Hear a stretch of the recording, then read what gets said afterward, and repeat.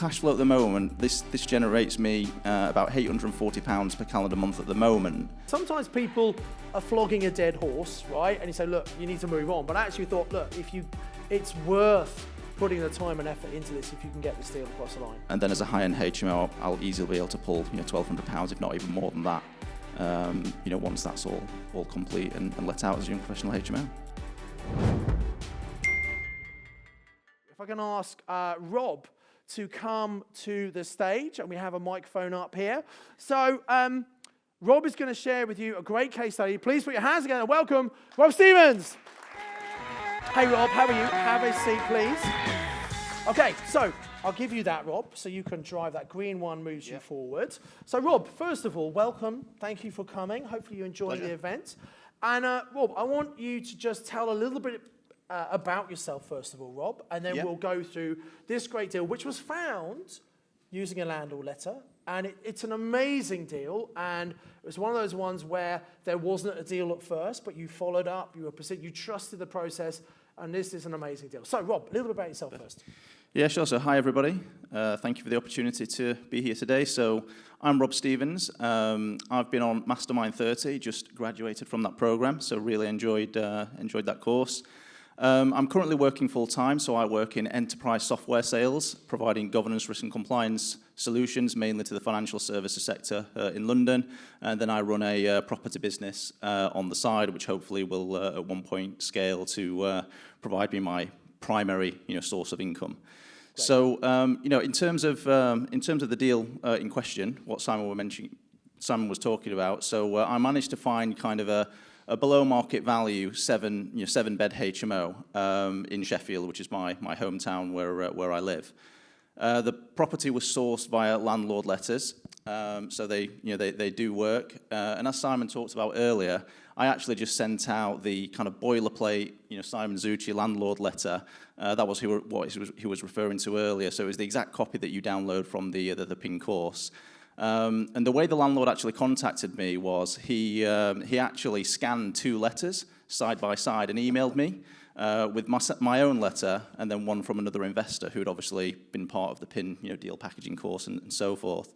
And he emailed me sent me an email with those letters, and he thought we were both business partners because the letters were absolutely identical, just with 2 different names at the bottom. So that was quite funny. This is why you need to change the letter, okay? But anyway, I kind of emailed him back and said, no, we're not. We're independent. But the property had sold at that point, so there was no deal to be had. It had sold off market to another investor, and this was just before we went into the first lockdown with the pandemic. I think it was just early 2020, I believe it was. And then basically I followed up. I think it was about. I'm just going to pop on all the details there, just so I can see it. But essentially, so I kind of followed up a little bit later. I think it was around the October, November time, so it was just as we started Mastermind 30. Yeah, and I said one of the first things you should do is follow up all the leads you've spoken to, right? Exactly, yeah. So I followed up, and it had just fallen through. And the reason being is we were then in full lockdown, and the other buyers, other business had got into trouble, so he had cash flow issues, and he'd kind of pulled out of the sale. So the guy was left in quite a state. So just to talk you through the kind of the details of the sale, it was a highly motivated seller, and the reason being is he'd actually paid significantly above the market value when he bought it. So it was a property he bought in 2008, and he actually bought it from, he was an out-of-town investor. I think he was based in Brighton, and the property was in Sheffield. He'd never been to Sheffield, and he bought it from kind of a deal packager who were basically going around buying properties at auction, then kind of refurbing them into HMOs and selling them and pitching them and packaging them and selling them for a lot more than what they were actually worth. So it actually had a value. It was actually a scam, wasn't it? It was a scam. They had a dodgy surveyor involved and everything, yeah. So they had a dodgy surveyor involved who was kind of a panel surveyor, for the lender that was the recommended product in the package, and he was overvaluing properties, and then it was all getting signed off at the bank, and mortgages were being issued. So he ended up paying £375,000 for a property that was worth about £220,000 at the time, and he had borrowed 85% of that from the lender. And he actually discovered that there was something wrong. I think he mentioned to me it was about 2-3 months after he'd completed the purchase that something wasn't quite right. Something was a little bit dodgy about the property that he'd bought. So then when he investigated it a little bit further, he found out, the details and basically stopped paying the mortgage, started blaming, everybody for the problem that he was in at that time. And he got into kind of like a 12-year legal battle with the lender, trying to blame them, saying, well, you instructed the surveyor, this is kind of your fault, and so forth. Yeah. So, and it's amazing, obviously, he did fall victim to a scam. Right. And obviously, the bank did instruct that, so there is, but also, worth saying here, you've got to take personal responsibility, right? When you make an investment decision, it's a big decision, and you've got to do your due diligence research. And I guess, being from Brighton, this property seemed like quite a good deal, being in Sheffield, but he hadn't obviously done his research, because a bit of basic research would have seen it was overvalued, right? So you got to take responsibility for decisions you make, but he did have a bit of a point in that, the bank valuer, who you think you would trust, massively overvalued the property. Yeah. Right. Exactly. And he thought he were doing the right thing in terms of working with a perceived expert and getting a surveyor's opinion. But unfortunately, he was involved in this scam. And I believe I've not been able to find any others, but I believe there's about 20 properties that this happened to in the Sheffield area. Yeah. So there are others out there. This really was a win-win scenario, and one of the things that I didn't understand at the beginning of Mastermind was actually when you buy properties from below market value, I didn't really believe that it could be a win-win. I thought, it's either a win for the seller or a win for the buyer, depending on what you pay for the property. Yeah. But this was the first time that I actually realised that there really is such thing as a win-win scenario, and we are actually helping the sellers out of tricky situations. So as you can kind of see on the slides there, so he after a 12-year legal battle, he actually had over £500,000 worth of kind of debt on the account due to kind of accrued interest over 12 years, not paying the mortgage, and then also kind of legal charges and fees and so forth. So even though he borrowed I think it was about 320 he borrowed or something like that, he had over £500,000 worth of arrears on that account when I was speaking to him. And for some reason, the bank had decided not to repossess the property. And we still don't fully understand why, but I think it was something to do with like reputational risk and so forth. So I think they kind of semi-accepted liability for it, but they didn't want to kind of accept the financial liability or anything like that. So what they said to him was, we'll give you the opportunity to sell the property, and if we agree with the purchase price, we'll just write off the case. And he did try to sell it a couple of times, but he'd actually leased it out as an asylum seeker let, so it was quite a difficult property to buy at the time, and it had fallen through a couple of times with previous kind of buyers. It did go on the market, I think it was in 2007, or it might have even been 2008, and it was marketed for 300,000 plus at the time, but it didn't sell on market, and then as I mentioned before, the other buyer pulled out due to financial issues in the pandemic. And how, obviously, the first time we spoke to him, well, it was no deal, but obviously you did keep in touch because we prompted you to do that. How difficult was it to get him to open up? Because this must be a pretty stressful, embarrassing situation. I guess, did it take a bit of time to build that rapport and that trust? I'll be honest, it didn't. It was the first phone call, basically. So I think he was in it had dragged out so long, and he'd gone through so much, and with it falling through, he really, really was at the end of his... So he just wanted to get rid of, very motivated. Okay, great. And he laid all the details out for me on that first phone call. He was very honest. He talked me through the entire situation, all the details of the property, the current kind of lease agreement that was in place, and so forth. So I had all the information, after that first phone call, really. So I knew I needed to kind of get that deal done as soon as possible, even though it did take a long time. We talked about it on Mastermind for a few months, didn't we? We said, let's get on with it, Rob. Yeah. You did, yeah. So you said something that I probably can't repeat. But should we talk all about the numbers then? Yeah. Yeah, absolutely. So basically, the type of deal this was it's a below market value purchase, really. So the current value today, with the current condition of the property, the current rental agreement that's in place, I got that valued at £295,000. But it does have a GDV of say £400,000 if it had vacant possession when I bought it, and if it was refurbed to a decent standard. So the key thing about this property as well is it's literally in what I would class as a grade A area in Sheffield. So it's in Article 4. It's very, very difficult to buy property in this area. They go for way over the market value. And I've really struggled on Mastermind to actually find deals, in the area. All my other HMOs are in a kind of a poorer area of the city. But it's a great property, grade A location, and yeah, properties are going for 400,000 on that road, easily. So purchase price that I got agreed was 160,000. And the funny story is myself and the seller, we were actually strategizing together how we can get the purchase price as low as possible, because he didn't care what he got for the property, because as I mentioned, the lender had agreed to just write off the case.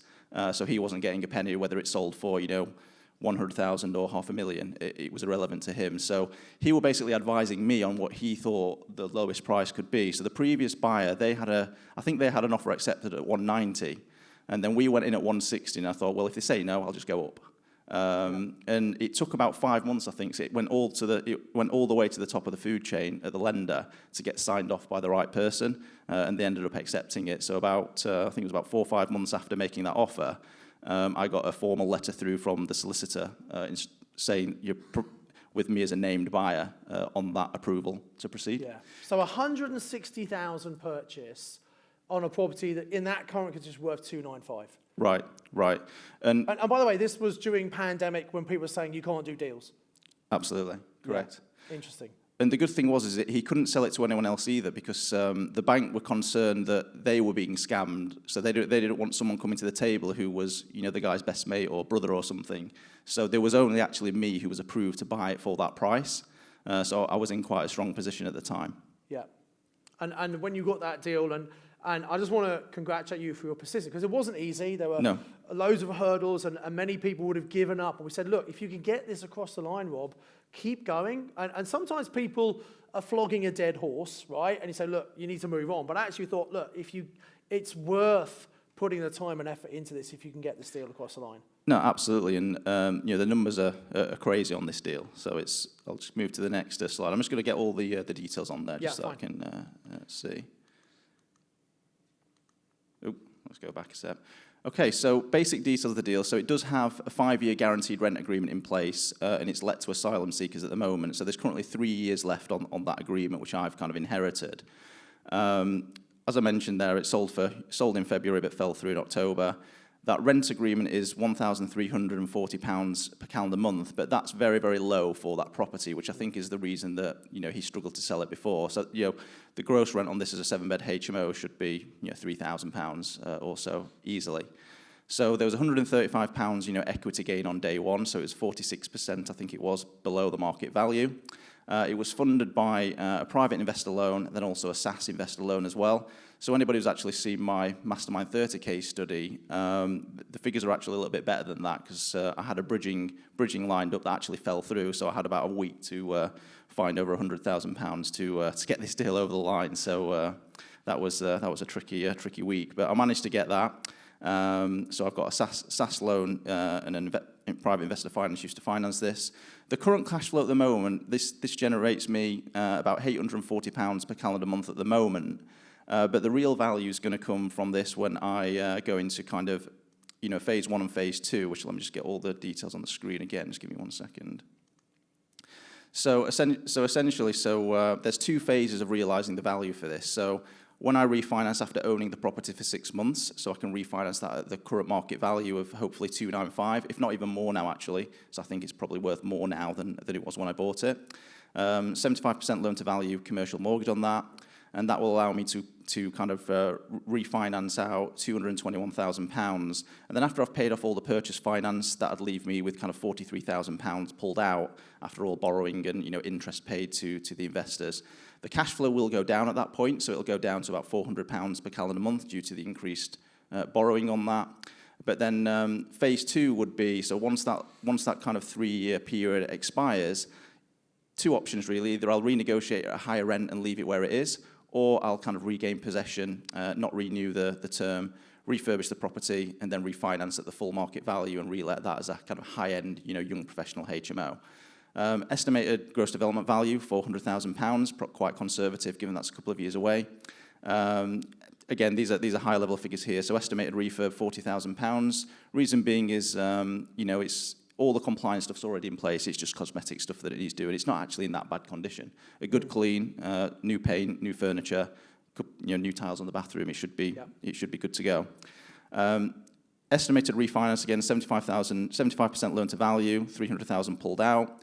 Paying off the existing loan and the refurb, that'd give me another kind of £38,000 pulled out. And then as a high-end HMO, I'll easily be able to pull £1,200, if not even more than that. Once that's all complete and let out as a young professional HMO. So this was bought 46% below market value during the booming market in 2001. It was done with using other people's money, private loans, etc. And they could obviously see what a great deal it was. Yep. And I'd say that there's several phases here, and that's important. Sometimes you don't do everything in one go. You've got to take it in tranches, right? And you're just moving it through, trusting the process, using momentum investing, paying one back, and then finally optimizing it as a high-end HMO. So trusting the process.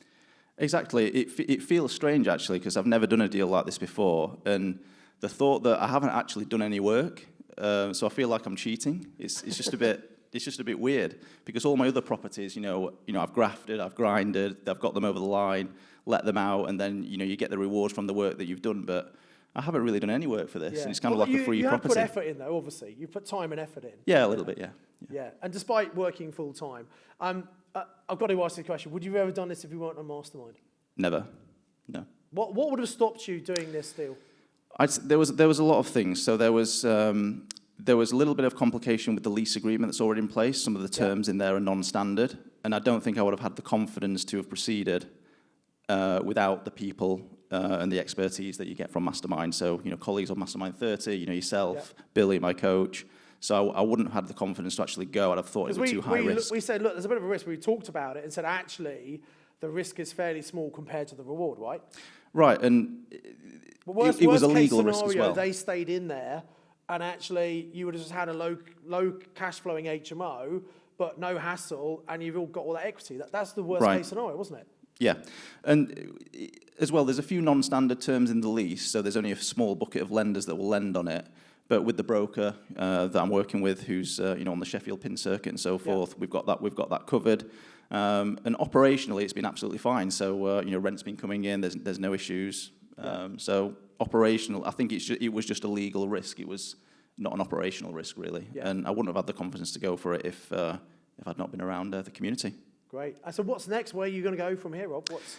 What's the plan? Yeah, good question. So I'm currently kind of in a strategy period. So I had a great year, last year, and I'm thinking of continuing with HMOs. So I'm continuing building the HMO pipeline and portfolio, but I'm looking to add a second strategy now onto the property business to repeat what I've done with HMOs with another strategy, whether that's kind of single lets, probably a little bit lower risk, low volatility properties, and then just look to scale from there really. And I think the world's the oyster. Awesome, great, Rob. Inspirational, just a great example of trusting the process, and landlord letters do work, so send them out, right? And following up as well. If you hadn't followed up, you might have said, oh, they've sold it, no point speaking to that landlord anymore. Yeah, and I know that there's other leads that I've not followed up, so I could have missed out on 5 of these without even knowing it. So I think it was just luck that I emailed the guy on the right day. Yeah. And I think that's it. I think you're just lucky, Rob. Yeah, that's all absolutely. It was.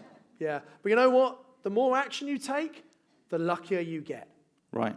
Is that interesting? Let's give Rob a massive round of applause. Thank you for sharing, Rob. Awesome. Thank you so much. Brilliant. Thank you. Cool. I'll just grab those off you. Awesome. Thank you, Rob. So what were your key learnings from that? Hopefully that inspired you that A, landlord letters work, B, you got to follow up. Sometimes, look, if this was an easy deal, everyone would do it, right? Sometimes there's complexity, there's a problem. We want to look for the problems because most people would shy away from this. And as long as there's a problem that we can be fixed, as long as you can mitigate the risk. And by the way, whenever you're worried, when fear is kicking in, a great point about, well, what's the worst that can happen?